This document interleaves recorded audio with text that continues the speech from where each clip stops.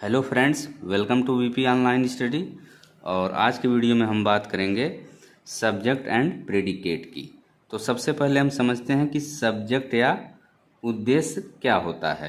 Friends, किसी वाक्य का वह भाग जो उस व्यक्ति या वस्तु का उल्लेख करे जिसके विषय में हम विवरण दें, वाक्य का सब्जेक्ट कहलाता है। ये हो गई सब्जेक्ट की डिफिनीशन। अब हम सब्जेक्ट को एग्जाम्पल के साथ समझेंगे। तो यहाँ पे एक एग्जाम्पल दिया गया है, राम एक उपन्यास पढ़ रहा है, यानी Ram is reading A novel.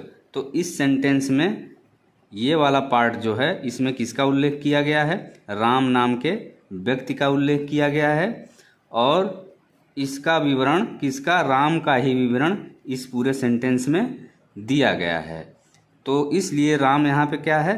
Ram यहाँ पे सब्जेक्ट है। तो ये हो गया सब्जेक्ट। अब हम बात करेंगे किसकी? प्रेडिकेट की। तो आइए अब हम समझते हैं कि प्रेडिकेट यानी विधेय क्या है। फ्रेंड्स, किसी वाक्य का वह भाग जो सब्जेक्ट के विषय में कुछ बताए, वाक्य का प्रेडिकेट कहलाता है। ये हो गई प्रेडिकेट की डिफिनीशन। अब यहाँ पे हम प्रेडिकेट को एग्जाम्पल के साथ समझेंगे। तो यहाँ पे एग्जाम्पल दिया गया है, पृथ्वी सूर्य के चारों ओर घूमती है, यानी the earth revolves round the sun. तो इस पूरे सेंटेंस में द अर्थ क्या है? सब्जेक्ट है। और इसके साथ ही रिवॉल्व्स राउंड द सन, ये क्या है? ये प्रेडिकेट है। Revolves round the sun predicate क्यों है? क्योंकि ये सब्जेक्ट द अर्थ के विषय में कुछ बता रहा है। तो इसीलिए रिवॉल्व्स राउंड द सन यहाँ पे क्या हुआ? प्रेडिकेट हुआ। अब हम कुछ महत्वपूर्ण पॉइंट्स की बात करेंगे जो कि सब्जेक्ट और प्रेडिकेट से जुड़े हुए हैं।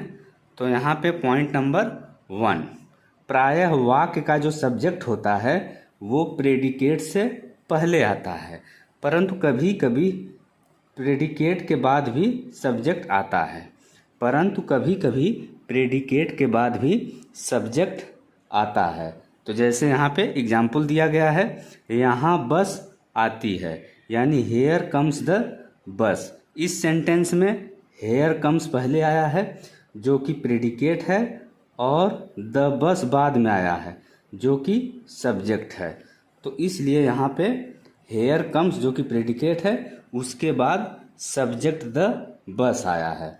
इसी तरह से अब हम बात करेंगे सेकेंड पॉइंट की। सेकेंड पॉइंट क्या है? इम्परेटिव सेंटेंसेज में सब्जेक्ट को छोड़ दिया जाता है। अगर हम बात करें इम्परेटिव सेंटेंसेज की, यानी कि आज्ञासूचक वाक्यों की, तो ऐसे वाक्यों में प्रायः सब्जेक्ट छोड़ दिया जाता है। जैसे अगर हम एग्जाम्पल की बात करें तो यहाँ पे एग्जाम्पल क्या है? बैठ जाओ, यानी सिट डाउन। तो यहाँ पे सब्जेक्ट यू क्या है? छिपा हुआ है। क्यों छिपा हुआ है? क्योंकि इम्परेटिव सेंटेंस में सब्जेक्ट छोड़ दिया जाता है।